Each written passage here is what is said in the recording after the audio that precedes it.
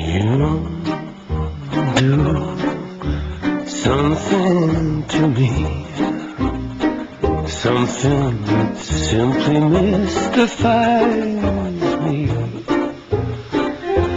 Tell me, why should it be? You have the power to hypnotize me. Let me live neath your spell. Do-do-da, voodoo-da, you do so well. Doutora Sara, você é formada no Canadá? Sim, eu sou formada no Canadá. E como veio parar no Brasil? Eu fiz uma especialidade lá no Canadá que é conhecida como Medicina de Família e Comunidade. Durante o meu curso lá, gostava muito de trabalhar com os problemas de saúde quando eles estavam bem no início. Eu queria fazer a prevenção, promoção, não queria... eu tinha feito outra especialidade antes e não me satisfazia pegar os pacientes já muito adoecidos. Então eu queria fazer uma especialidade que permitisse de trabalhar a questão da promoção e prevenção, e fiz essa especialidade de Medicina de Família e Comunidade. Só que também, quando eu acabei meu curso, me interessei em trabalhar com a população que precisavam mais. Como eu vinha de um país bem abastecido, onde os desafios de saúde pública são bastante resolvidos, eu queria trabalhar numa organização não governamental que se chama Médicos Sem Fronteiras e que tinha projetos através do mundo. Então fiz uma aproximação dessa organização, fiz um treinamento, fiz vários cursos com eles, até que um certo dia me ligaram para fazer um projeto aqui no Brasil. E aí eu veio trabalhar num projeto humanitário aqui no Brasil e assim conheci essa terra. Há quanto tempo? Praticamente 20 anos agora. Nossa, está 20 anos no Brasil? E qual é o seu país de origem? É o Canadá mesmo. É o Canadá mesmo. Eu venho da parte francesa. Da parte francesa, onde né? se chama Quebec, né? Eu venho de uma cidadezinha do norte do Quebec. Eu pensei que você fosse brasileira. Você parece brasileira. O tipo físico. Todo mundo acha. Eu acho que não é à toa que eu estou aqui, né? Porque me adaptei muito bem, pelo menos pelo meu tipo físico, me adaptei bastante. Na verdade, eu fui trabalhar no norte do Brasil com os índios Yanomamis e no final do projeto, que era uma duração de 6 meses, acabei fazendo uma parceria com uma empresa aí que fazia o transporte para a gente, e conheci o meu marido nessa época, nesse projeto, que era o piloto do helicóptero do nosso projeto. Bacana, ótimo, virou brasileira, não tem jeito. Teve vários percalços daqui até lá, idas para cá, volta para cá, idas para lá, voltas para cá, mas o Brasil continua sendo uma terra muito importante para mim. Agora me diga uma coisa, doutora Sara, por que medicina de família, num momento em que a medicina, pelo menos aqui no nosso país, no nosso meio, está completamente voltada para as especialidades, né? Como é que o médico de família pode se encaixar nesse contexto? Bom, na verdade isso é um pouquinho o coração da minha militância, da minha luta, desde que eu estou aqui no Brasil, porque a minha especialidade no meu país e em geral nos países do primeiro mundo, ela é uma especialidade que é imprescindível ao bom funcionamento dos sistemas de saúde público de lá, né? Através dessa especialidade, não só a especialidade, mas também através dessa especialidade, as equipes interdisciplinares que existem lá, se alcançam os melhores graus de saúde das populações para um preço inferior. E aqui no Brasil existem políticas públicas da saúde que estão querendo integrar esses princípios para os brasileiros. Existe desde 94 agora o Programa da Saúde da Família, onde se incentiva a atuação do médico generalista que teria esse perfil. Em geral, nos países do primeiro mundo, como no Brasil, esse tipo de médico seria indicado para todas as faixas da população, tanto as populações mais carentes quanto as populações mais ricas. Porque é um médico que faz uma integração entre os vários médicos que podem atender um paciente. E é um pouco a razão da minha vinda aqui, é isso, é para poder divulgar essa informação para os colegas, e para as pessoas que são, por exemplo, que utilizam serviços de saúde privada, que existe essa figura que pode ajudar tanto o seu especialista quanto a ele a alcançar uma melhor integração nos seus cuidados, porque ser médico também é aquele médico que você pode chamar meu médico, né? Um médico que você pode chamar de seu, aquele que você pode ligar na hora da aflição, que você pode ligar na hora da fragilidade e que pode te dar uma orientação. Nós temos uma formação especializada em residência que nos permite conhecer bem a apresentação inicial das doenças, dos sintomas no ser humano. Então a gente consegue fazer uma primeira abordagem que permite a pessoa se sentir acolhida, se sentir entendida, porque o médico de família vai conhecer o pai, a mãe, o filho, a história de vida, o contexto onde mora. Muitas vezes a gente faz visitas domiciliar, mesmo nas situações mais... precisa a pessoa ser extremamente doente para a gente ter uma visita domiciliar. Só o próprio fato de querer conhecer a família, para saber como que a saúde dessa família está funcionando, já ajuda a poder determinar se aquele sintoma naquela pessoa é uma coisa que tem muita significação ou não, do ponto de vista de risco de saúde, né? Então, eu acho que é uma especialidade que pode ajudar muito os especialistas a poder ter uma prática mais efetiva dentro da área deles. Porque, em geral, através dessa primeira abordagem, a gente consegue descartar as coisas, observar as coisas que são mais benignas, as coisas que são mais tranquilas. E existe uma resolução na atenção primária, né, que é essa área da atuação, de 85%. 15% das queixas realmente precisam de um encaminhamento para o especialista, mas aí você vai poder fazer um encaminhamento para o especialista adequado, você vai poder fazer um contato com o especialista, porque a partir do momento que o especialista já cumpriu sua função, ou ele determinou que o que ele tinha que oferecer para a paciente foi feito, ele tem um médico de confiança para devolver essa paciente, ele sabe que esse paciente não vai ficar sem atendimento. Então, é uma parceria possível com os especialistas que pode ser benéfica, tanto para eles quanto para os pacientes, né? E para o próprio sistema de saúde. Mas sobre os benefícios para o sistema de saúde, a gente fala daqui a pouquinho. Tá bom. Luar em Odessa. É o primeiro romance da Janet Squillian Charles, mas nem por isso, né, ele foi mal recebido, ao contrário, foi super bem recebido. Para um romance de estreia é uma beleza. A tradução é da Fabiana Colassante, a editora é a Record, ele tem 406 páginas e custa R$ 54,90. O formato é 16 por 23, é aquele livro maiorzinho assim.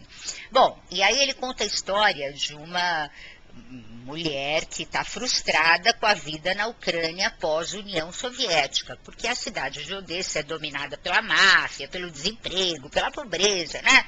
E aí, esta mulher acha um emprego de secretária numa multinacional, e ela acha que aquilo é a glória, né? Afinal, ela tá num lugar que o desemprego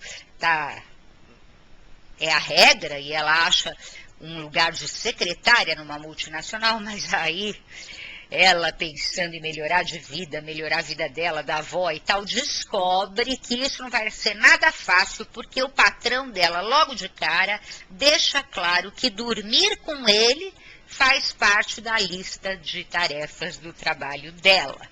Então, é um olhar assim irônico e divertido sobre os relacionamentos e os nossos próprios desejos. A Janet Squillian Charles divide o seu tempo entre os Estados Unidos e a França, mas ela morou lá na Ucrânia por 2 anos e então esse período serviu de inspiração para o seu primeiro e bem-sucedido romance, Luar em Odessa. Boa Ventura, de Lucas Figueiredo.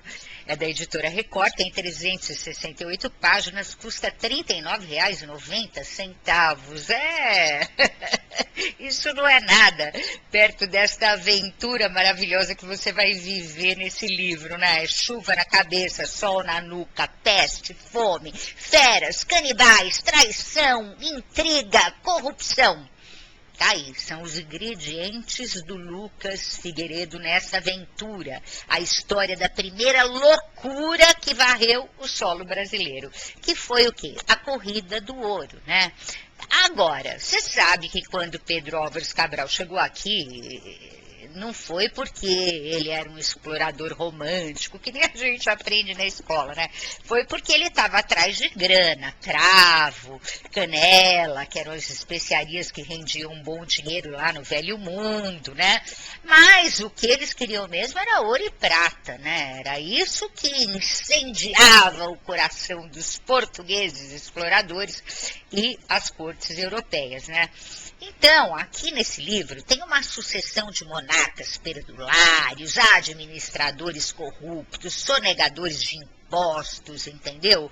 E tudo isso narrado com a familiaridade que nasce de uma boa pesquisa histórica.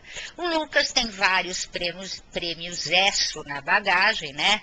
E aí ele traça um painel da grande transformação brasileira, porque a busca, a corrida do ouro no Brasil ajudou a ocupar, proteger as fronteiras do país, a desenvolver a agricultura e até mesmo as artes. Só uma coisa não sobrou de bom desse período. Foi o próprio ouro que foi embora nos navios, né?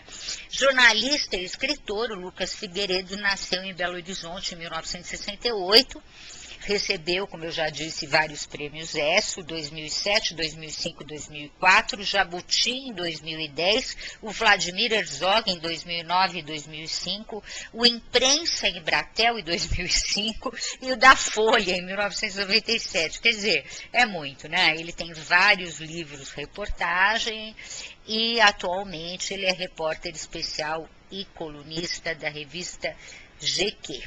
Eu matei Sherazade, ou Sherazade, Confissões de uma Árabe Enfurecida. É da Ruama Haddad, tradução da Diná Azevedo, é da editora Record, tem 144 páginas, custa R$ 29,90. O formato é aquele tradicional 14 por 21 centímetros, né? Você sabe que essa Jumana Haddad destrói nesse livro, né, o mito da mulher árabe, assim, vítima e submissa, porque esse livro é um relato ousado sobre o que significa ser uma mulher árabe nos dias de hoje, o que é muito interessante, entendeu? Ela vai fundo nas questões, desafia as ideias pré-concebidas que nós temos aqui no Ocidente sobre as mulheres do Oriente Médio. E ela conta como ela se impôs e venceu num opressivo mundo masculino e machista. E fala sobre seu próprio desenvolvimento intelectual e o impacto da literatura, um impacto libertador da literatura na vida dela.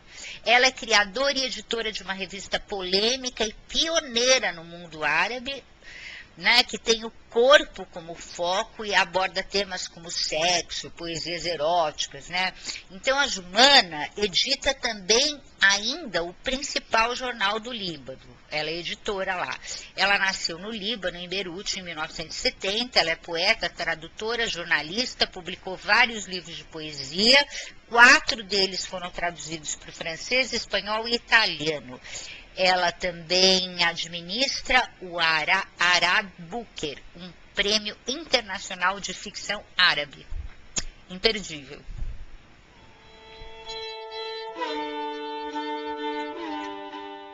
Doutora Sara, como você vê a estrutura no Brasil do sistema de saúde em que o médico de família teria uma contribuição? Qual seria essa contribuição do médico de família para uma maior eficácia, mas isso é um sonho, né, do sistema de saúde no Brasil?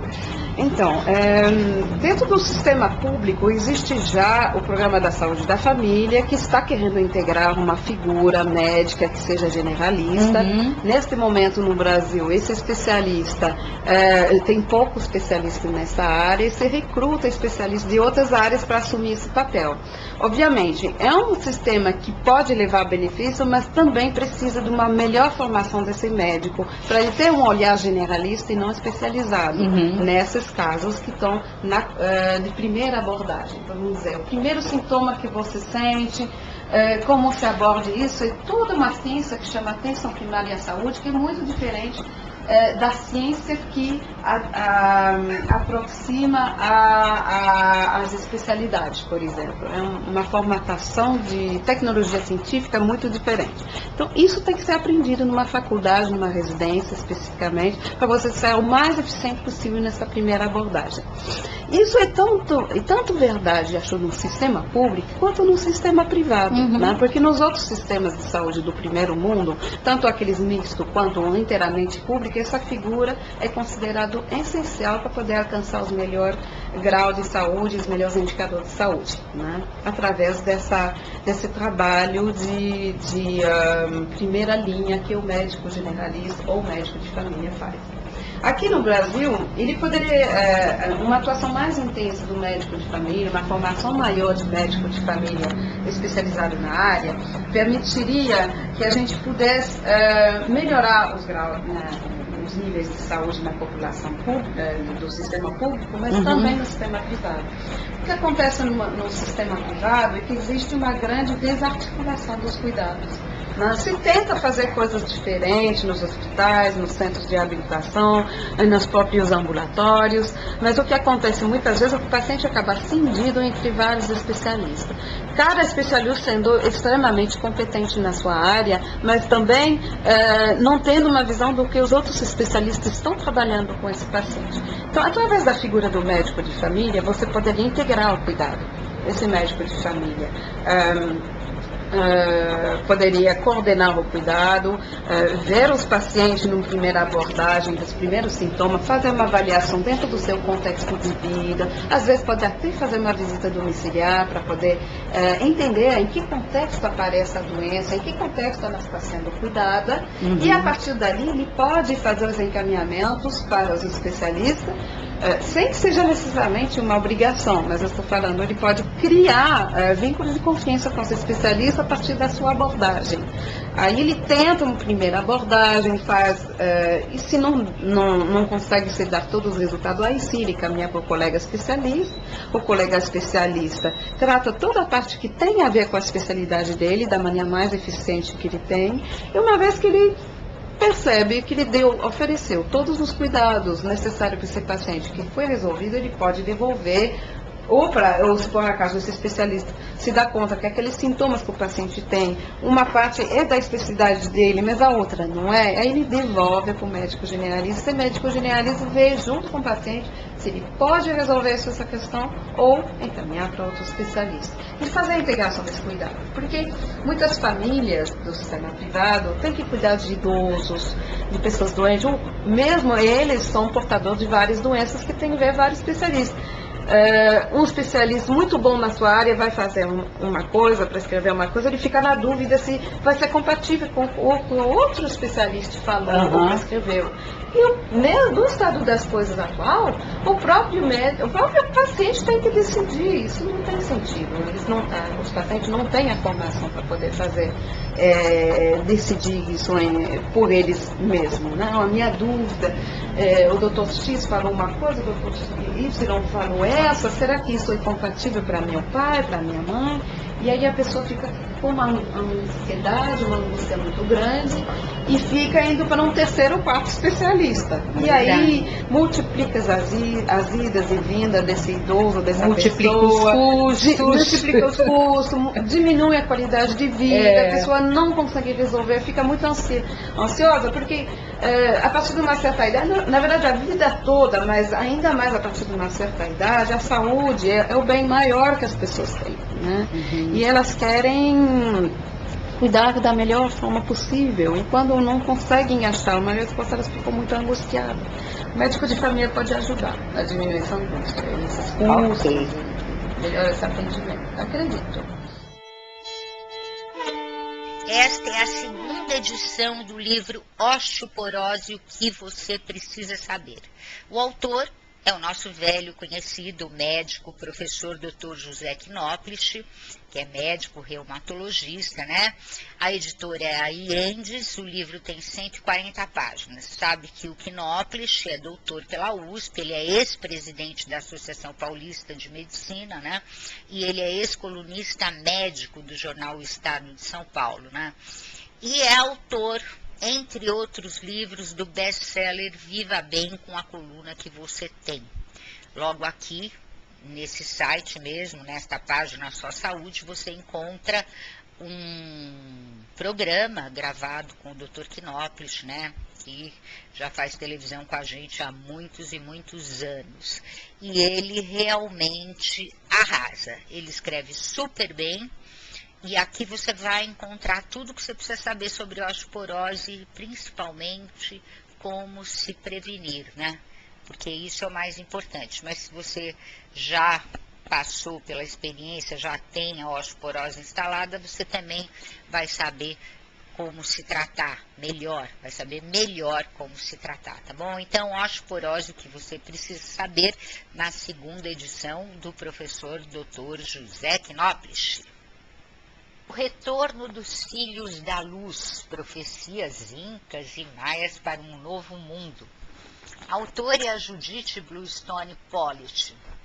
A apresentação é da Joselã Maria Coelho. O formato 16 por 23 centímetros, 184 páginas, editora Prolibera e custa R$ 34,90. Bom, você sabe que as culturas incas e maias se consideravam como filhos da luz mesmo, né? Descendentes dos reinos celestes. E as suas profecias predizem uma era de grande despertar espiritual. Essa era é agora. A autora, né, premiada, se baseia em sua extensa pesquisa na física quântica, holografia, cosmologia e alguns estudos pioneiros na consciência humana para demonstrar como a ciência e o pensamento contemporâneo são consistentes com esse conhecimento antigo. Muito bacana isso.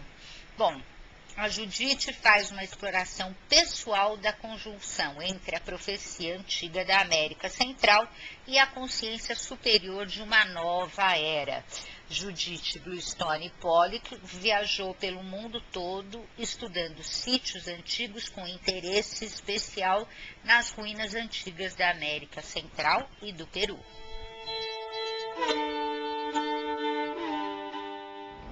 Sabe, doutora, eu sou uma mulher muito ligada à luta das mulheres, né, por direitos e tudo.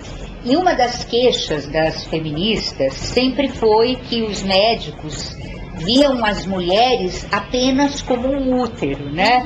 Então via a mulher só como um aparelho reprodutivo, a saúde da mulher era só isso. Isso não faz muito tempo, estou falando de 4, 5 décadas atrás, e agora está muito diferente a atenção à saúde da mulher e tudo, mas foi assim durante muitos anos. Da mesma maneira, com o excesso de especialização, os médicos passaram a ver as pessoas como órgãos. Então, se eu sou um otorrino, eu sou um ouvido, eu sou gastro, eu sou um estômago. Quer dizer, ficou esta visão do ser humano como um todo, de um órgão influindo no outro, da emoção atuando sobre o físico, tudo isso. Será que é o futuro da medicina? Nós vamos voltar novamente para isso?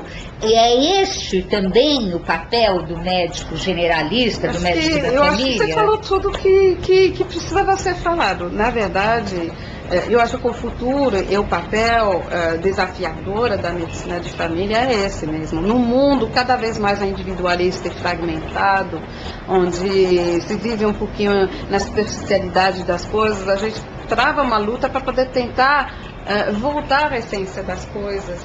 E o médico de família, ele faz o trabalho na área da saúde. Não é uma luta fácil, porque você pode imaginar que é muito difícil ser um médico de família. E Claro. Você tem que ter uma visão abrangente do ser humano para poder fazer essa integração. Precisa se atualizar Você muito. tem que se atualizar muito, você tem que ser capaz de falar com as pessoas, de ouvi-las, de devolvê-las e até também com os colegas, que às vezes existe essa coisa, né? Existe cada vez mais o trabalho interdisciplinar e multidisciplinar ganha suas letras de nobreza, as pessoas ficam cada vez menos se sentindo cada vez mais confortável com isso. Mas não é sempre simples e fácil, né? As relações humanas. Então, é um desafio grande, mas eu acredito que não há outro caminho.